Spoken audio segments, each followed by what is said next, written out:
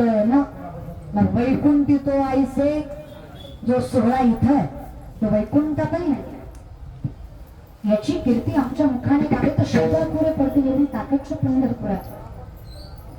असं एकमेव गाव आहे ज्या गावात सगळ्याला सामावून घ्यायची ताकद.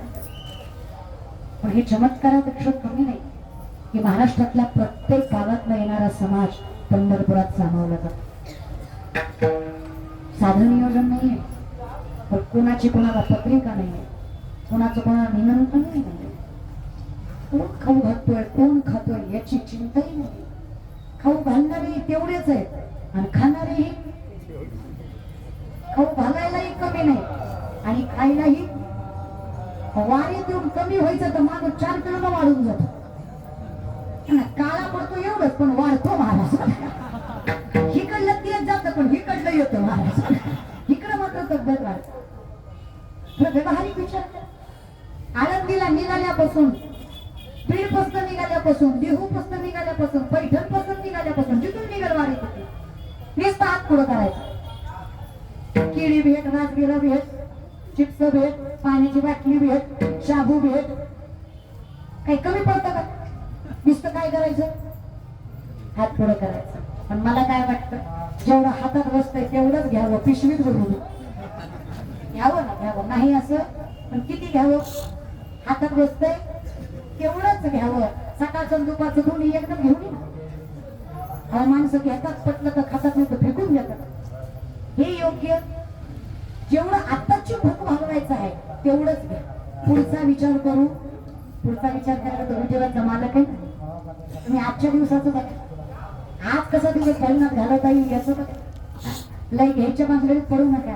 किती घेतलं तरी पूर्ण एकदा देऊन बघा. त्या दिव्याच्या पुण्याईवर आयुष्यभर सरणार नाही इतका परमात्मा तुम्हाला देऊन बघा.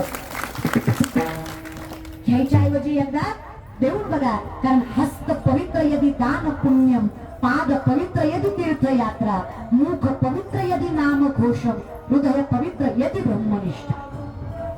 हाताला पवित्र करायचं असेल दान करा. पायाला पवित्र करायचं असेल पंढरीची वारी करा. मुखाला पवित्र करायचं असेल विठ्ठल विठ्ठल नामघोष करा. आणि हृदयाला पवित्र करायचं असेल तर विठ्ठलाविषयी प्रेम हृदयात अखंडित असू द्या. तुम्ही अखंडितपणे पवित्र होता. एवढंच वेळ वाया जाऊ देऊ नका. वेळ फार कमी आपल्याकडे. हे काळाचे तोंडी, रात्री लोणियाची उंडी, माशी पंख पाखडी तव हे सर. माशीला पंख पाखडायला जेवढा वेळ लागत नाही त्याच्यात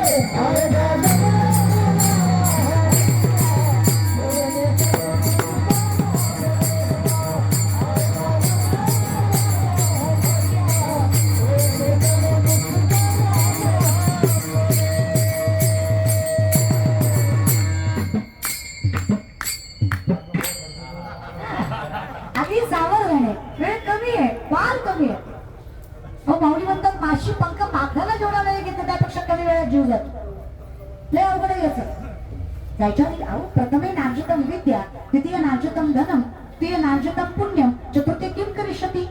पहिल्या 25 वर्षात ज्ञान नाही मिळवलं, पुढच्या 25 वर्षात पैसा नाही कमवला, त्याच्या पुढच्या 25 वर्षात पुण्य नाही कमवलं, बाकीचे 25 कुत्र्यासारखे गेल्याशिवाय हे शास्त्र म्हणतं मी नाही असं आहे. तोपर्यंत परमार्थ करा की वेळ आहे तोपर्यंत काय वेळ लागणार आहे असं देवाचं नाव घ्यायला. 2 मिनिटात भजन आयुष्यभर सुखावत असेल तर हरकत नाही. मुखाला काम तरी काय आहे. नामसंकीर्तन साधन पैसोपे जळतील पापे जन्मांतरीचे. हरी उच्चारणी अनंत पाप राशी जातील लयासी. तृणाग्नी वेळे समरस झाले तैसे नामे केले जपता हरी. हरी हरी हरी म्हणता हा शिवाचा म्हणती जेवाच्या मुखी नाम हाती मोक्ष ऐसी साक्ष पंढरीचे वार करी ते अधिकारी मोक्ष नुसती पंढरीची वारी केली की मोक्षाचा अधिकारी होता येतात मग काय हरकत आहे भजन करायला करा भजना इतका आनंद कशात नाही त्या भजनाचा आवड लागली भजनाचा आनंद कळायला लागला मग बाकीच्या गोष्टीमध्ये मन रमत नाही एकदा जगाचा बाप पाठीमागे पुढे उभे राहायला लागला मग छोट्या मोठ्या संकटाचं काही वाटत नाही मग काय बरे झाले देवा निघाले दिवाळे परी या दुष्काळी संकटाला करून त्याचं सामर्थ्य घेत बरीच माणसं म्हणतात आम्ही देवाला मानत नाही हरकत नाही तुम्ही देवाला मानत नाही यात काही वावलं नाही दादा पण ज्या दिवशी देव तुम्हाला मानणार नाही हे जग तुमचं अस्तित्व स्वीकारणार नाही कारण देव मानतोय म्हणून तुमचं चाललंय देवाने नाकारलं की विषय संपला कोण आहे तो परमात्मा कोण आहे तो विठ्ठल हुम वैश्वानरो भूत्वा प्राणिनाम देहमाश्रित प्राणापान समायुक्त पच्चामंडम चतुर्विध चालवणं बोलवणं सोड अर्जुना सूक्ष्मता लक्षात घे अन्न पचवणारा जठरामधला अग्नी सुद्धा मीच आहे पंचमहाभूत मी अनुरेणू मी सुरुवात मी शेवट मी अनंत काल मी अरे मग तूही मीच की पण तुला तू करण्यासाठी माझ्या दारी येणं फार गरजेचं मग देवाची हे द्वारी उभा क्षण करी तू मुक्त्या साधायची गरज नाही आसोनी संसारी म्हणजे देवाच्या दारी गेलात की द्वारकेचा राहणार देव तुमच्याकडे आल्याशिवाय राहत मी म्हणलं ना तुम्ही पंढरपूरच्या वाटेवर 3 पावलं चाला किती 3 तुम्ही पंढरपुराच्या वाटेवर 3 पावलं चाला पंढरपूर तुमच्या घराच्या दिशेनं 47 पावलं चालतो इतकी ताकद या पंढरपुराच्या वाटेवर तुम्ही नुसतं इथून नामदेव पायरीपर्यंत गेले ना तरी पांडुरंग बीड पर्यंत यायला घाबरायचं नाही इतकी ताकद आहे दादा असं श्रेष्ठ असणार आहे पंढरपूर गाव सगळ्यात महापर्वकाळ असणारा वारकरी संप्रदायाचा आषाढी एकादशी त्या ज्ञानोबरांच्या आजोबांच्या चरणाशी संकीर्तन